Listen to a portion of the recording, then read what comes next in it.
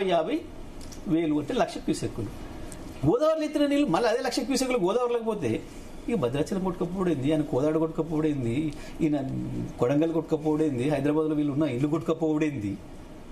వీళ్ళు ఇల్లు కొట్టుకపోతే భయపడి ఆగుతున్నారా? ఇంత చెత్తమాట. ప్రాజెక్టులు కొట్టుకుపోతే అన్నారం సుందిల్లా ప్రాజెక్టులు ఏమైనా కొట్టుకుపోతే, గేట్లు స్ట్రక్చర్ ఏమైనా కొట్టుకుపోతే ఎప్పటికైనా చేయాల్సిందే.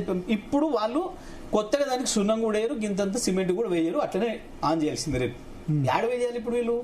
దానికి మళ్ళీ ప్లాస్టింగ్ ఏమైనా చేస్తారా? ఇప్పుడు దీనికి ఏం చేస్తారు? ఇంకా 5 ఏళ్ళు ఉండని, ఇంకా 10 ఏళ్ళు ఉండని, ఎప్పటికైనా యాజ్ గా గేట్లు కిందికి పెట్టేసేసి నీళ్లు నింపాల్సిందే, పైకి తేవాల్సిందే. వీళ్ళు మామూలుగా కొట్టారు ప్రజలు. చాలా దేశాల్లో చూస్తున్నాం కదా మనం. ఆ పక్కన బంగ్లాదేశ్ లో ప్రధానమంత్రి ఇంటి మీద వాడి తగలబెట్టి తన్నీళ్ళు కొడితే మన దగ్గరికి వచ్చింది చూడు బంగ్లాదేశ్ ప్రధాని. మరి ఎక్కడ ఎందుకు రైతులు ఎక్కడ కూడా ధర్నా చేయట్లేదు? చేస్తున్నారు ఎక్కడన్నా? రైతులు ఎక్కడైనా ప్రొటెక్ట్ చేసిన ఈ 2.5 ఏళ్ళు ఎక్కడైనా ప్రొటెక్ట్ చేసినట్టుందా? మొదలు అవుతుంది కదా, సరిపోయిన వేడి వచ్చినప్పుడు అవుతుంది. ఇప్పుడు నిన్న ఢిల్లీలో చూసినాం, ఒక సందర్భం వచ్చింది, ఆగలే. మొదటిసారి భారతదేశ చరిత్రలో ప్రధానమంత్రి, మంత్రివర్గం పార్లమెంట్ నుంచి పారిపోయారు. అయిపోయింది, మా కంట్రోల్ తప్పింది, బ్యారికేడ్లు తెంచుకొని వస్తున్నారు యూత్ అని చెప్తే ప్రధానమంత్రి స్వయంగా ఈ దేశాన్ని పాలించే ప్రధానమంత్రి, మంత్రివర్గం అంతా పార్లమెంట్ బంద్ చేసుకొని దొబ్బేసారు. గంత కంటే హీనమవుతుంది వీళ్ళ పరిస్థితి. వీళ్ళు అనుకుంటున్నారు ఏం చేయరు రైతులు, మళ్ళీ 5 ఏళ్లకే కదా ఓట్లు వేసేది అని ఫీల్ అవుతున్నారు. నిజమే, ప్రజాస్వామ్యంలో ఓటుతోనే మారుస్తారు ప్రభుత్వాన్ని. కానీ ప్రభుత్వాలు తెగబడి అరాచకానికి దిగినప్పుడు, ప్రజల సంక్షేమాన్ని గాలి కొదిలేసి వీళ్ళ డబ్బు సంపాదనకు, వీళ్ళ సుఖాలకు లోబడి పనిచేసినప్పుడు ప్రజల్లో వచ్చే తిరుగుబాటు మామూలుగా ఉండదు. తప్పకుండా అది దీంతోనే ప్రారంభమవుతుంది. వీళ్ళు కనుక ఇప్పుడు మొన్నటిదాకా ఎన్డీఎస్ఏ మీద పెట్టి తప్పించుకున్నారు. ఇవాళ ఎన్డీఎస్ఏ మీరు ఇంకో మాట కూడా దీని తర్వాత వస్తుంది. నేను చెప్పిన మాట నేను చాలా స్పష్టంగా చెప్పాను. అసలు ఎన్డీఎస్ఏకి ఎటువంటి సంబంధం లేదు ప్రాజెక్టుల నిర్వహణ అన్న మాట కూడా నేను గతంలో చెప్పినాను. అసలు సంబంధమే లేని విషయం ఇది. ఎన్డీఎస్ఏ మీద పెట్టడం అనేది ఒక దొంగ సాకు. రిపోర్ట్ వరకు ఏమనుకున్నారు? చాలా సార్లు ఏముంటుందంటే కిందోడు చిన్నోడు అరిస్తే పైన ముఖ్యమంత్రి, ప్రధానమంత్రి స్థాయిలో ఉన్న రెస్పాన్స్ గారు వాళ్ళ దాకా పోనే పోదా సౌండ్. వీళ్ళు అట్నే అనుకుని ఎన్డీఎస్ఏ ఎందుకు రియాక్ట్ అవుతుంది? అందులో మనకి ఇద్దరు ఒప్పందం ఉంది కదా మోడీకి, రేవంత్ రెడ్డికి, కాబట్టి ఎన్డీఎస్ఏ రియాక్ట్ కాదని చెప్పేసి అనుకున్నారు వీళ్ళు. చాలా గమ్మత్తుగా పొలిటికల్ గా మేము పోతే జరుగునేమో. ఇంతకుముందు తను ప్రశ్న వేసింది, మీరు పోలేదు, కనీసం మీరు రిప్రజెంటేషన్ ఇవ్వలేదు, బీజేపీ ఎవరైనా ఇవ్వలేదు అని చెప్పి. వాస్తవానికి మేము పోయి ఉంటే ఎన్డీఎస్ఏ నెగిటివ్ రియాక్ట్ అయ్యేదేమో. అవునా? పొలిటికల్ అడిగితే ఎందుకు అంటే బీఆర్ఎస్ అడిగితే వేరే ఇచ్చేది, బీఆర్ఎస్ అడిగితే స్టోర్ చేయొద్దు, లిఫ్ట్ చేయొద్దు నీళ్ళు అంటారు. మేము వస్తున్నాం కానీ పైన అడుగుతారు, మరి ఇట్లా పలానా వాళ్ళు వస్తున్నారు, మేము ఏం ఆన్సర్ చేయాల్సి ఉంటుంది అని అన్నప్పుడు బీజేపీలో వస్తున్నట్టు ఏం చేయాలి, కాంగ్రెస్ వాళ్ళు వస్తున్నట్టు ఏం చేయాలి, బీఆర్ఎస్ ప్రతిపక్షం వస్తున్నట్టు ఏం చేయాలి అనేది పైన అడిగే చేస్తున్నారు ఇప్పుడు. ఎందుకంటే ఏ సంస్థ స్వతంత్రంగా లేదు ఇవాళ భారతదేశంలో. అది మీరు అడుగుంటే నెగటివ్ రియాక్షన్ వచ్చింది. ఐటీనా, అది ఇంకోట అన్ని కూడా మీరు అడుగుంటే నీళ్ళు లిఫ్ట్ చేయలేదు. కానీ ఒక థర్డ్ పర్సన్ ఎవరు బయట దేశం నుంచి అడిగే వరకే సడన్ గా వాళ్ళు ఉన్నట్టుగా ఆన్సర్ ఇచ్చారు. వాళ్ళు ఓపెన్ హార్ట్ గా ఆన్సర్ ఇచ్చారు. అది మంచిదైంది కూడా, ఇవాళ రాష్ట్రానికి మంచిదైంది. మేము ఎవరు మాట్లాడినా పొలిటికలైజ్ అవుతుంది. ఇప్పుడు రాష్ట్రాన్ని మంచి అంటే మరి గవర్నమెంట్ అయితే మరి లిఫ్ట్ ఏం రియాక్షన్ రాలే. మరి వచ్చిన తర్వాత గవర్నమెంట్ వచ్చి రాలే, బీఆర్ఎస్ కూడా పెద్దగా, మరి మీరు కూడా ఎవరు పెద్ద మాట్లాడారు. మొదలు మామూలుగా తట్టి లేపుతాం, పిల్లలు లేపితే మనం కూడా మీరు పండుకున్నప్పుడు పొద్దుగా లేపడం, స్కూల్ పోయేటప్పుడు లేపేసుకుంటే లేవేట అనుకుంటే పోతారు, లేని అనుకుంటే పోతారు. అది వినపోతే వచ్చి మరోసారి కొంచెం టచ్ చేస్తారు, ఇంకోసారికి చెంపమించి పెడతారు లేపడానికి. టైం అవుతుంది, ప్రజలు కూడా గంతే చేస్తారు. టైం ఉంటుంది, ప్రతిదానికి కూడా టైం అనేది ఉంటుంది. ప్రజలు కూడా ఓపిక ఉంటుంది, హద్దులు ఉంటాయి, సహనానికి కూడా హద్దులు ఉంటాయి. ఆ స్థితి తెచ్చుకుంటారు వీళ్ళు. ఎందుకంటే వీళ్ళు ఇట్లా ఇంకా డ్రాక్ చేయలేరు. ఎన్డీఎస్ఏ మీద పెట్టి తప్పించుకున్నారు. ఇవాళ వాళ్ళు సరే మంచి వచ్చేయడం, వాళ్ళు ఓపెన్ అయ్యి ఇచ్చేసారు.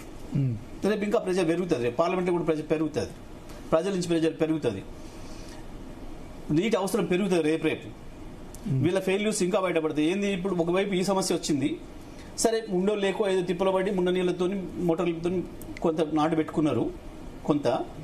కొన్ని చోట్ల పత్తి బోర్ల దగ్గర ఉన్న చోట పత్తులు వేసుకున్నారు, కరెంటు కూడా ఇస్తలేరు. రేపు ఇంకొక వారం 10 రోజులు పోతే, ఇప్పుడు సరే మాన్సూన్ డిప్రెషన్ వల్ల, మాన్సూన్ లేకుండా డిప్రెషన్ వల్ల కొంత జల్లులు వస్తున్నాయి, అక్కడక్కడ కూల్గా ఉంది వాతావరణం కాబట్టి మొక్కలు కొంచెం మంచిగా ఉన్నాయి. 3 రోజులు వరుసగా ఎండలు వస్తే మొక్కలు వాడిపోతుంది మొక్కలు. అప్పుడు మొదలైతుంది రైతు గుండెలో గుబులు మొదలవుతుంటుంది. అప్పుడు వస్తాయి తప్పకుండా ప్రజల నుంచి తిరుగు అట్లా అప్పుడు వస్తాయి. ఎవరో మేము రాజకీయం చేయడం కాదు, ప్రజల నుంచే వస్తుంది. ఇప్పుడు మొన్న కరెంటు విషయంలో కూడా నల్గొండ జిల్లాలో మీటింగ్లు పెడితే 3 మంత్రుల సమక్షంలో ఆ ఎస్సీని అడిగారు ఒక మంత్రి, ఏమైందా ఎన్ని గంటలు ఇస్తారు కరెంట్ మీరు అన్నాడు. పాప ఆయన తడబడుతూ భయంగానే చెప్పిండు, సార్ 14 నుంచి 16 గంటల వరకు ఇవ్వగలుగుతున్నాము అని. బయటకు వచ్చిన తర్వాత తెల్లారే చూస్తే ఆయన నియోజకవర్గంలోనే తిప్పర్తి మండల కేంద్రంలో రైతులు పెద్ద ఎత్తున ధర్నా చేశారు. అందులో కాంగ్రెస్లు కూడా ఉన్నారు అందరు. ఏంది కరెంట్ వస్తలేదు మాకు మొత్తం రాత్రి పగలు అని చెప్పి వాళ్ళు ఏఈలను డీలను లైన్మెన్లను నిందిస్తున్నారు. కానీ వాళ్ళది కాదు తప్పు, పవర్ పైనుంచి పంపటం లేదు వాళ్ళు. సో వస్తుంది, మొదలైతుంది. భరత్ గారు ఇట్లా అప్పుడే వస్తలేదు ఎందుకు తెల్లారని మనం అనుకోవడం లేదు. చైతన్యం పెరుగుతుంటుంది ప్రజల్లో, వాళ్ళకి ఆకలి అయిన కొద్దీ ఆకలి పెంచుతుంది, మనుషుల చైతన్యం పెంచుతుంది, తప్పకుండా వస్తుంది. జగదీష్ రెడ్డి గారు, అంటే ఇప్పుడు మీరు చెప్తున్నారు, ఇప్పుడు మీరు వెళ్ళారు అక్కడ గ్రౌండ్ రిపోర్ట్ చేశారు అంటే ఎవరికి చెప్పకుండా వితౌట్ ఎనీ పర్మిషన్ హ్యాపీగా వెళ్ళిపోయారు. ఎమ్మెల్యేగా మీకు హక్కు ఉంది. మేడిగడ్డ దగ్గర మీరు కుంగిన ప్లేస్ ని కూడా చూపిస్తూ చాలా చక్కగా చెప్పారు. బట్ ప్రపంచంలోనే ద బెస్ట్ ప్రాజెక్ట్ అవుతుంది కాళేశ్వరం అని కేసీఆర్ గారు చెప్పారు. అయితే అక్కడ మీరు కుంగింది చూపించారు కదా, మీరు కూడా ఇప్పుడు రాజకీయాలు ఇవన్నీ మనకు వద్దు, తెలంగాణ రైతులకు నీళ్లు ఇంపార్టెంట్ అని అంటున్నారు కాబట్టి అసలు అది ఎందుకు వైఫల్యం అయింది అనేది మీరు ఎవరితో అనాలిసిస్ చేశారు, దానికి రీజన్ ఏంటో మీతో పాటు మొత్తం ప్రపంచానికి తెలవాలమ్మా. ఎప్పుడు కూడా వాటర్తో ఫైటింగ్ అనేది కూడా ఫైర్ ఫైటింగ్ గుర్తుపెట్టుకోవాల్సిన విషయం.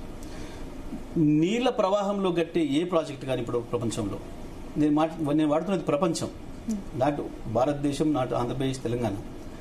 ఏ ఒక్క ప్రాజెక్టు కూడా పూర్తయ్యే సమయంలోనే కొంత కొట్టుకుపోయి నష్టపోకుండా అయిన ప్రాజెక్ట్ ఇప్పటివరకు లేదు ప్రపంచంలో, ఇప్పటివరకు లేదు. దీన్ని చేయగలేను ఇంకా సక్సెస్.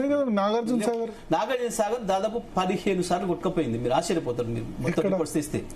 కడుతున్న సమయంలో నాగార్జున సాగర్ కు 900 రెట్లు పెరిగింది కాస్ట్. ఫస్ట్ అంచనాకి పూర్తయిన నాటికి 900 రెట్లు పెరిగింది. 20 ఏళ్ళు కట్టారు, ఇది 2 ఏళ్ళు కట్టారు. అదే చెప్తున్నా, ఇంత ఫాస్ట్ గా కట్టిన ప్రాజెక్ట్ గానీ ఇంత తక్కువ లాస్తో కట్టిన ప్రాజెక్ట్ కానీ ఇప్పటికి లేదు ప్రపంచంలో. మీకు ఇంకా చెప్తా, మీరు కొంచెం కిందికి పోతే పోలవరం ఒక ప్రాజెక్ట్ కడుతుంది ఆంధ్రప్రదేశ్. పోలవరం ప్రాజెక్టు కడుతున్న క్రమంలోనే ఇప్పటికి 3 సార్లు కొట్టుకపోతే ఆన్ రికార్డు కొట్టుకపోయిన వాటిని పునర్నిర్మాణం చేయడం కొరకు 2700 కోట్లు ఇచ్చింది కేంద్రం. నేను చెప్పేది డయాఫ్రామ్ వాల్ మొత్తం మీకు రికార్డ్ ప్రకారం ఉంటుంది. కొట్టుకపోయిన దాన్ని పునర్నిర్మాణం కొరకు 2700 కోట్లు ఇచ్చింది కేంద్రమే. అట్లా మీరు ఎక్కడ తీసుకోండి,